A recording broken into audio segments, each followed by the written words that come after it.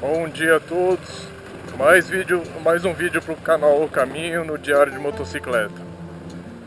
E hoje o assunto que eu quero falar com vocês que é somente ele. E a base que eu vou usar vai ser lá em Mateus 17, capítulo 17 praticamente todo, né? Porque lá é onde fala do Monte da Transfiguração. E eu escolhi com base lá porque tem um aspecto que tá meio assim, não fala claramente, mas se você parar, prestar atenção em tudo que se fala de justiça, né, a necessidade de Jesus vir, então por que apareceu Elias e Moisés, né, no Monte da Transfiguração? Qual era o intuito disso? Eu acredito eles também para que eles apareceram para reforçar a missão de Jesus aqui na Terra, qual era o propósito disso tudo, né? E o trabalho que já tinha sido feito há anos atrás, com Elias profetizando sobre Jesus, a peregrinação de Moisés, o santuário feito no deserto. Então tudo se referia a ele, tudo era para aquele momento e aquela hora. E se Jesus não fizesse, não cumprisse, do meu ponto de vista, Moisés e Elias teriam que voltar. Elias porque Elias não conheceu a morte, né? Mas ele já estava condenado à morte pelo pecado dos seus pais, né? De Adão e Eva, que condenou toda a humanidade à morte. E Moisés também, porque apesar dele ter conhecido a morte, mas Deus o levou do céu, então ele teria que voltar, porque ele não teria quem o justificasse lá no céu. E isso também estava preso toda a humanidade, então acho que eles vieram para que Jesus visse o quanto ele tinha que cumprir naquele propósito, né? E essa é a ideia aqui no Mateus 17:1, da transfiguração. E quando você vê lá a parte que eles estão transfigurados, os apóstolos estão junto com ele, né? Nem tanto que ele fala assim, que eles só poderiam falar sobre aquilo depois de ter passado todas aquelas coisas, né? Da morte lá na cruz.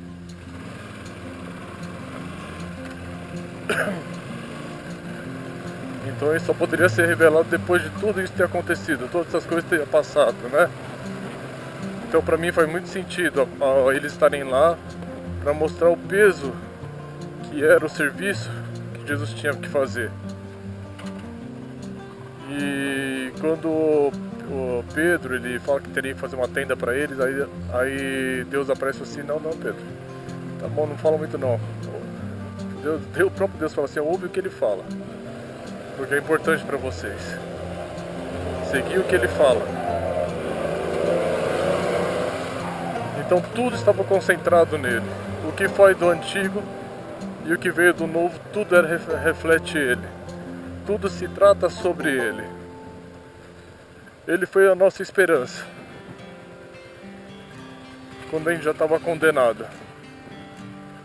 ele se propôs a vir nessa terra, deixar o seu lugar privilegiado lá no céu, como Filho de Deus,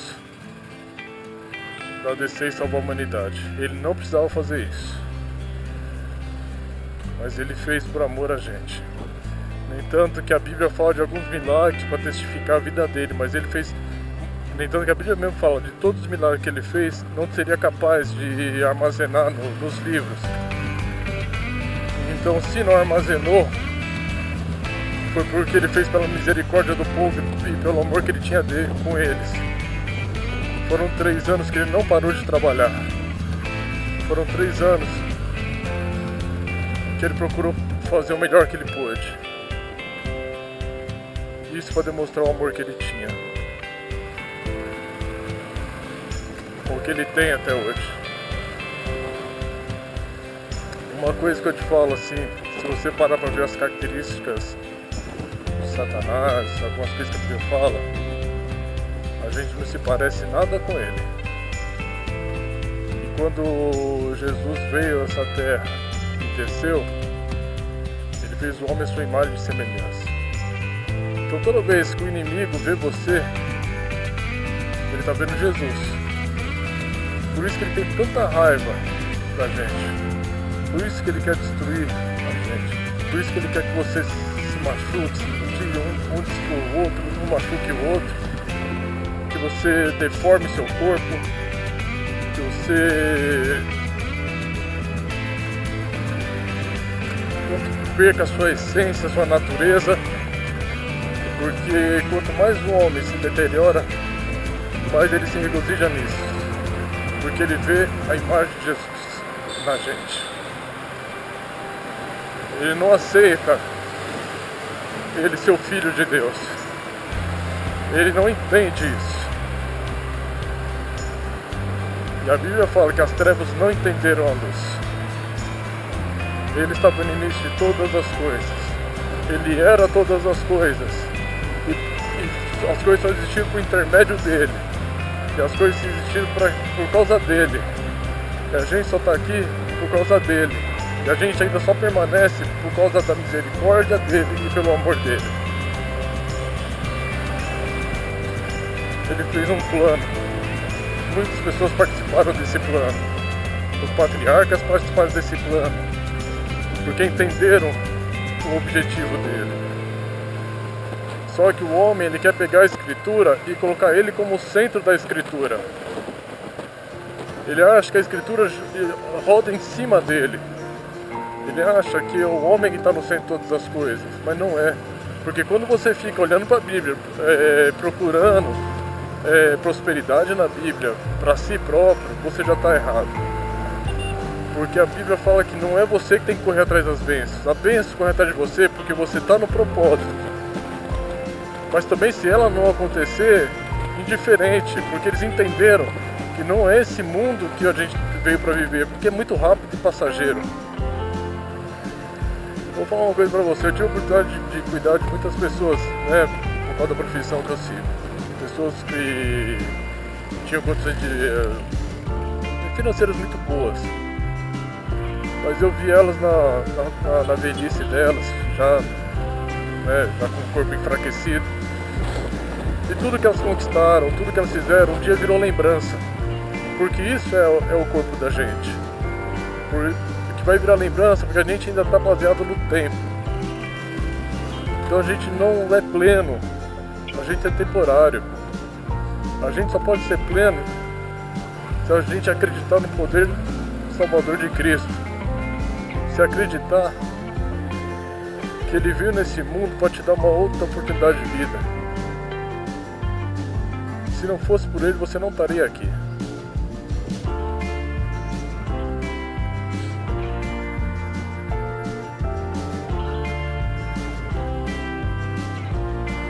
E eu vou colocar também um pouquinho ali de Colossenses, no capítulo 1, 16. E ali fala que por meio dele todas as coisas se fizeram.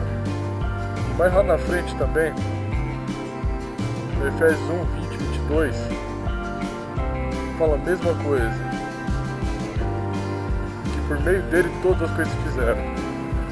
E lá ainda fala mais. Deus Pai trouxe ele da sepultura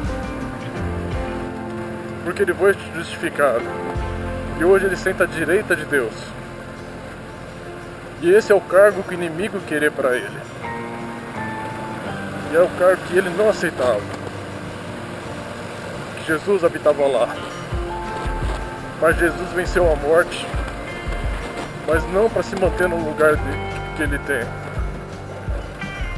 Ele veio para servir. Ele veio para cumprir o propósito dele, mas para salvar a gente. Entende? Ele não precisava disso. Mas mesmo assim ele veio. Porque ele fala que ele amou o mundo de tal maneira que ele permitiu que seu filho primogênito viesse. E fala que o filho é com o pai e o pai é com o filho. O amor do pai está no filho e o amor do filho está no pai. Os dois, os sentimentos são iguais.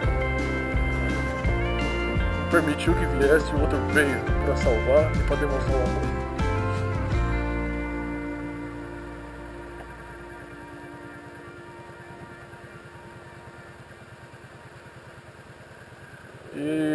ali em João 5:39, que é engraçado, né? O próprio João fala: por que vocês estudam as escrituras? Jesus mesmo fala: para que vocês estudam as escrituras? Qual o objetivo de vocês estudar as escrituras? Ele falando isso para os fariseus, os escribas da época. Qual o objetivo de estudar as escrituras? O que vocês procuram nela? Porque acredita que a escritura tinha poder para libertar eles? Qual o entendimento que eles tinham das escrituras? E eles liam muito a escritura, meditavam muito nela, e não perceberam que elas falavam dele, o tempo todo falando dele, o tempo todo dando menção a ele e dando o propósito da salvação, mas eles não entenderam. É isso que João está falando.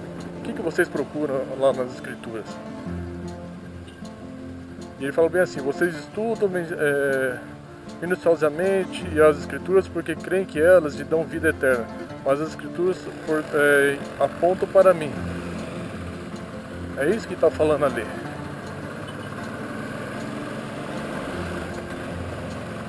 As escrituras sempre apontam para ele. Até o sacrifício do cordeiro no santuário fazia menção a ele. Por que você acha que na expiação tinham dois cordeiros lá, né?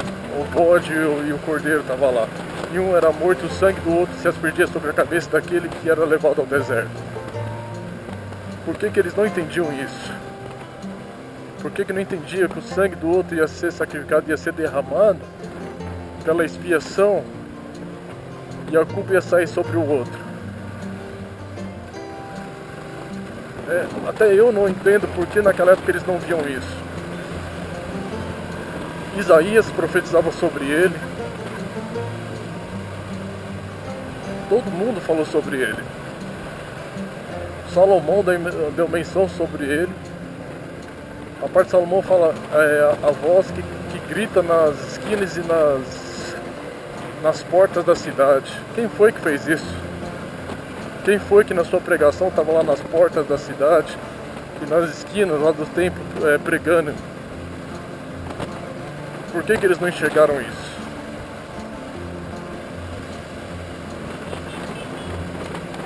E hoje, talvez, será que a gente também não está no mesmo dilema? Será que nós estamos procurando as escrituras para procurar bênçãos financeiras, para procurar prosperidade? Outra escritura vai mais além do que isso. Elas estão apontando o retorno dele. E a gente ainda está procurando prosperidade. Eu já falei para você que quando a gente fica mais velho, a gente não tem mais força, e tudo que a gente adquire só vira uma lembrança. Se a gente não tiver um propósito maior, e só for chegar isso quando você ficar velho, quando as coisas só passarem uma lembrança, que você podia ter trabalhado mais,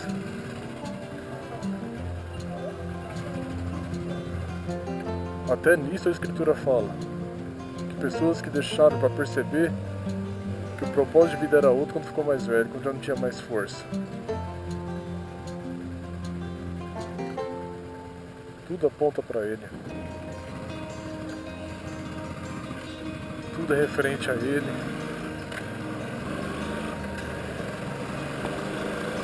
E eu não consigo entender por que as pessoas não conseguem enxergar isso.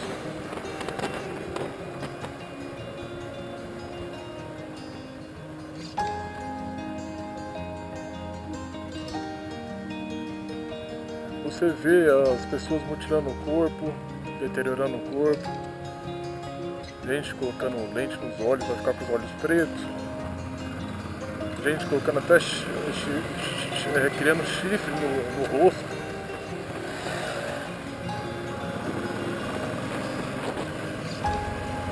Será que não está percebendo que você está sendo manipulado?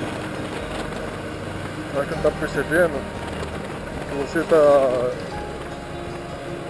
sendo um instrumento?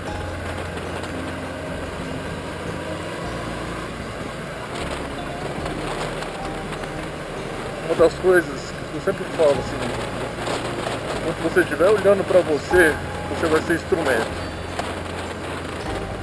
Você perde o objetivo de vida, perde o foco, não sabe para que você veio, não sabe para onde você vai, não percebe que seu organismo está enfraquecendo, está ficando velho e você ainda está dando razão às paixões do corpo e querendo viver isso, esse pouco de tempo. Salomão fala que isso aqui é que nem abrir e fechar uma flor, o tempo que a gente vive.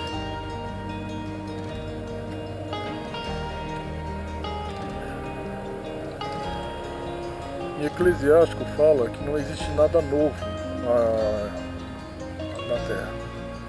É tudo só um ciclo, que vai e volta, ele sempre retorna no mesmo lugar. A gente acha que a gente evoluiu, mas se você parar para perceber, é só um ciclo. A gente volta a fazer as mesmas bobagens. A gente volta a ter as mesmas atitudes. Na época da Babilônia, eles colocavam criança dentro de touros de metal para sacrificar. E hoje ainda as pessoas continuam com bobagens parecidas. Sacrificando seus filhos, sacrificando suas vidas para algo que não tem importância.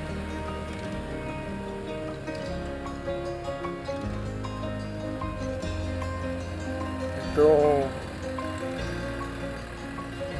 essa é a mensagem que eu deixo para vocês hoje. Tá?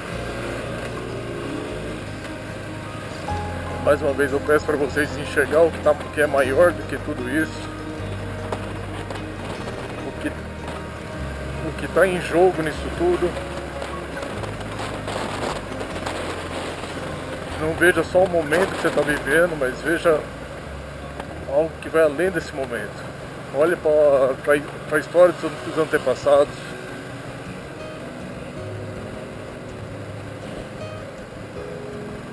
Olha para o que a gente está vivendo hoje.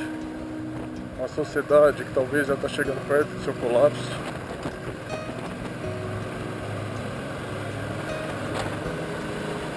Não é? Você vê as crises hídricas, você vê todos os terremotos, você vê as enchentes. O Brasil hoje está tendo que comprar arroz de fora porque perdeu quase todo o estoque de produção de arroz. E quando você não tiver lá de fora para comprar? Como é que vai ser?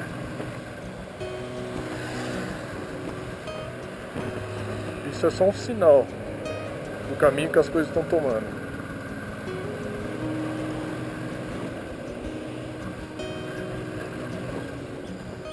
Eu peço para você, volte a ele o quanto mais rápido você puder.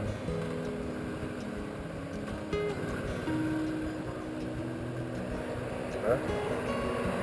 Então essa é a mensagem que eu deixo para você hoje, do Diário de Motocicleta, no canal O Caminho.